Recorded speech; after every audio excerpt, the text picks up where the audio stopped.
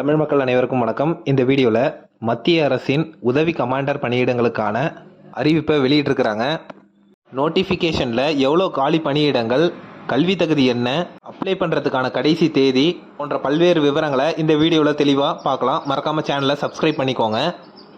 மத்திய அரசுடைய பணியாளர் தேர்வாணையம் வெப்சைட்டை ஓப்பன் பண்ணிங்கன்னா ரைட் சைடில் வாட்ஸ் நியூன்னு ஒரு ஆப்ஷன் இருக்கும் பாருங்கள். அதில் சென்ட்ரல் ஆர்ம்டு போலீஸ் ஃபோர்ஸ்னு ஒரு ஆப்ஷன் இருக்கும் பாருங்கள். அந்த ஆப்ஷனை கிளிக் பண்ணிக்கோங்க. டாக்குமெண்ட் டைப்பில் உள்ள நோட்டிஃபிகேஷனுக்கான லிங்கை கிளிக் பண்ணிங்கன்னா பிடிஎஃப்பில் நோட்டிஃபிகேஷன் டவுன்லோட் ஆகிடும். இந்த நோட்டிஃபிகேஷனில் central armed police force assistant commander examination 2024 இந்த உதவி கமாண்டர் பணியிடங்களுக்கு ஆன்லைன் மூலம் விண்ணப்பிக்க கடைசி தேதி 14/5/2024 சொல்லியிருக்கிறாங்க. மேலும் இந்த நோட்டிஃபிகேஷனில் என்னெல்லாம் சொல்லியிருக்காங்கன்றத தெளிவாக பார்க்கலாம். நோட்டிஃபிகேஷனுடைய செகண்ட் பாயிண்டில் இந்த தேர்வுக்கு யூபிஎஸ்சி வெப்சைட் மூலமா ஆன்லைனில் ஒன் டைம் ரெஜிஸ்ட்ரேஷன் மூலமாக அப்ளை பண்ணணும். டிஎன்பிஎஸ்சிக்கு எப்படி ஒன் டைம் ரெஜிஸ்ட்ரேஷன் மூலமாக அப்ளை பண்ணீங்களோ அதே மெத்தட் தான் சென்ட்ரல் கவர்மெண்ட்டோட யூபிஎஸ்சி வெப்சைட்டில் ஒன் டைம் ரெஜிஸ்ட்ரேஷன் ஐடியை கிரியேட் பண்ணதுக்கப்புறம் நீங்கள் இந்த பதவியிடங்களுக்கு அப்ளை பண்ணிக்கலாம். பாயிண்ட் நம்பர் 2.1ல் மாடிஃபிகேஷன் ஆஃப் ஓடிஆர் ப்ரொஃபைல். இந்த பதவியிடங்களுக்கு ஆன்லைனில் 14/5/2024 வரைக்கும் அப்ளை பண்ணிக்கலாம். எக்ஸாமுக்கு அப்ளை பண்ணதுக்கப்புறம் உங்களுடைய அப்ளிகேஷனில் ஏதாவது திருத்தங்கள் மேற்கொள்கிற மாதிரி இருந்தீங்கன்னா 7 நாட்கள் டைம் கொடுக்குறாங்க. அந்த தேதியில் உங்களுடைய அப்ளிகேஷனை திருத்தம் பண்ணிக்கலான்றத சொல்லியிருக்கிறாங்க. அப்ளிகேஷனுக்கான கடைசி தேதி 14/5/2024.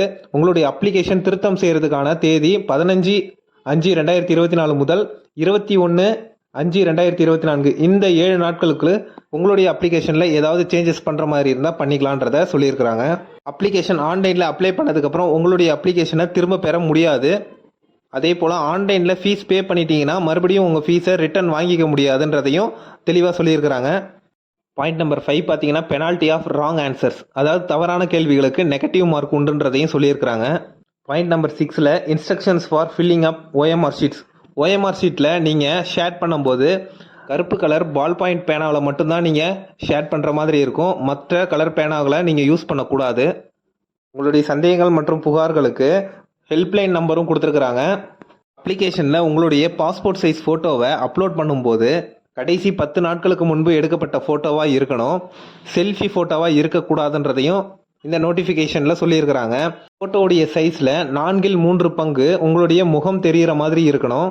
தேர்வு நடக்கும் தேதி அன்று தேர்வுக்கு 30 நிமிடங்களுக்கு முன்பே நீங்கள் எக்ஸாம் ஹாலுக்கு போயிடணும். இந்த உதவி கமாண்டர் பணியிடங்களுக்கு எந்தெந்த போஸ்டிங்க்கு எவ்வளோ காலி பணியிடங்கள்ன்றதை தெரிஞ்சுக்கலாம்.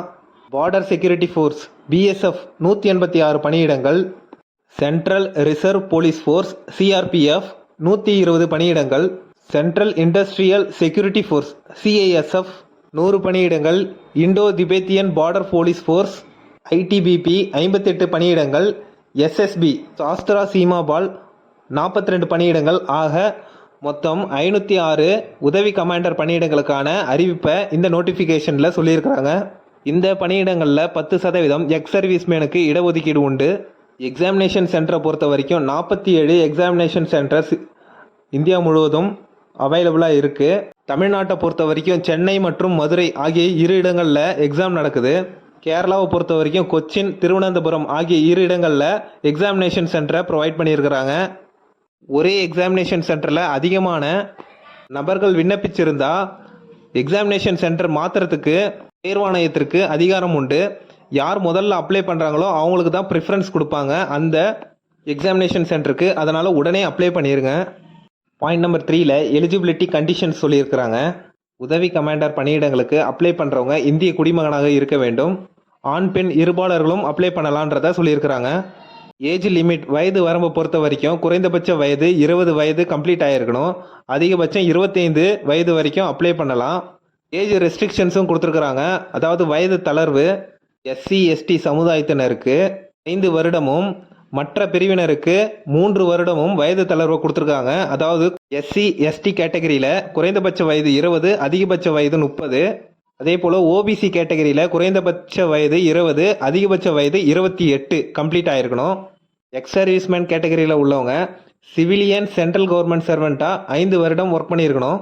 கல்வி தகுதியை பொறுத்த வரைக்கும் இந்த உதவி கமாண்டர் பணியிடங்களுக்கு ஏதாவது ஒரு பேசிக் டிகிரியை நீங்கள் முடிச்சிருந்தீங்கனாலே இந்த பணியிடங்களுக்கு நீங்கள் அப்ளை பண்ணிக்கலாம். உதவி கமாண்டர் பணியிடங்களுக்கான எக்ஸாம் ஃபீஸை பொறுத்த வரைக்கும் 200 ரூபா ஆன்லைனில் பே பண்ணுற மாதிரி இருக்கும். எஸ்சி எஸ்டி பிரிவினரில் பெண்களுக்கு மட்டும் ஃபீஸ் ரிலாக்ஸேஷன் இருக்குது. அதாவது எஸ்சி எஸ்டி கம்யூனிட்டியில் பெண்களுக்கு மட்டும் எக்ஸாம் ஃபீஸ் கட்ட தேவையில்லை. மற்ற அனைத்து விண்ணப்பதாரர்களும் எக்ஸாம் ஃபீஸ் 200 ரூபா நீங்கள் ஆன்லைன்லேயே பே பண்ணுற மாதிரி இருக்கும். எக்ஸாம் ஃபீஸ் கட்டலினா நீங்கள் இந்த பதவியிடங்களுக்கு அப்ளை பண்ணுறது, மேலும் உங்களுடைய அப்ளிகேஷனை ரிஜெக்ட் பண்ணிடுவேன்றதையும் சொல்லியிருக்கிறாங்க. இந்த உதவி கமாண்டர் பணியிடங்களுக்கு எப்படி தேர்வு பண்ண போகிறாங்கன்றதை தெரிஞ்சுக்கலாம். ஃபஸ்ட்டு உங்களுக்கு ரிட்டன் எக்ஸாமினேஷன் நடக்கும். இந்த ரிட்டன் எக்ஸாமினேஷன் ஆகஸ்ட் 4ஆம் தேதி 2024 அன்று எக்ஸாம் நடக்கும். பேப்பர் 1 பேப்பர் 2 இந்த 2 எக்ஸாமும் காலை மற்றும் மதியம் 2 வேலைகளில் ஒரே நாட்களில் எக்ஸாம் நடக்கும். இதற்கான சிலபஸை பின்னாடி வீடியோவில் பார்க்கலாம். பேப்பர் 1 பொறுத்த வரைக்கும் ஜென்ரல் எபிலிட்டி அண்ட் இன்டெலிஜென்ஸ் 250 மதிப்பெண்களுக்கு அப்ஜெக்டிவ் டைப்பில் கொஷின்ஸ் இருக்கும். பேப்பர் 2 பொறுத்த வரைக்கும் general studies and SA. Paper 2 மதியம் எழுதுவீங்க. பேப்பர் 2 பொறுத்த வரைக்கும் ரிட்டன் எக்ஸாமினேஷனாகவும் இருக்கும். தமிழ் அல்லது ஆங்கிலம் இந்த 2 மொழிகளில் நீங்கள் ரிட்டன் எக்ஸாமினேஷன் எழுதிக்கலாம். எழுத்து தேர்வு முடிஞ்சதுக்கப்புறம் ரிசல்ட் விடுவாங்க. ரிசல்ட்டில் ஒரு பதவியிடங்களுக்கு 50 அல்லது 100 பேரை தேர்வு பண்ணுவாங்க. அதே போல் 1:10 அல்லது 1:50 அல்லது 1:100 மாதிரி ரேஷியோவில் உடற்தகுதி தேர்வுக்கு அழைப்பு விடுப்பாங்க. உடற்தகுதி தேர்வை பொறுத்த வரைக்கும் ரன்னிங் 100 மீட்டரை ஆண்கள் 16 வினாடிகளிலும் பெண்கள் 18 வினாடிகளுக்குள்ளே வந்துடணும். அடுத்தது 800 மீட்டர் ஓட்டப்பந்தயத்தை ஆண்கள் 3 நிமிடம் 45 வினாடிகளுக்கும் பெண்கள் 4 நிமிடம் 45 வினாடிகளுக்கும் ஓடி வரணும். இதற்கு ஒரே சான்ஸ் தான், 2 சான்ஸ் 3 சான்ஸ் கொடுக்க மாட்டாங்க. லாங் ஜம்பை பொறுத்த வரைக்கும் ஆண்கள் 3.5 மீட்டரும் பெண்கள் 3 மீட்டரும் நீளத்தையும் தாண்டுற மாதிரி இருக்கும். இதற்கு 3 சான்ஸ் தருவாங்க. ஷார்ட் புட்டை பொறுத்த வரைக்கும் 7.26 கிலோகிராம்ஸ் உள்ள ஒரு பந்தை 4.5 மீட்டர் தூரத்தை எறிகிற மாதிரி இருக்கும். பெண்களுக்கு அந்த ஆப்ஷன்ஸ் கிடையாது.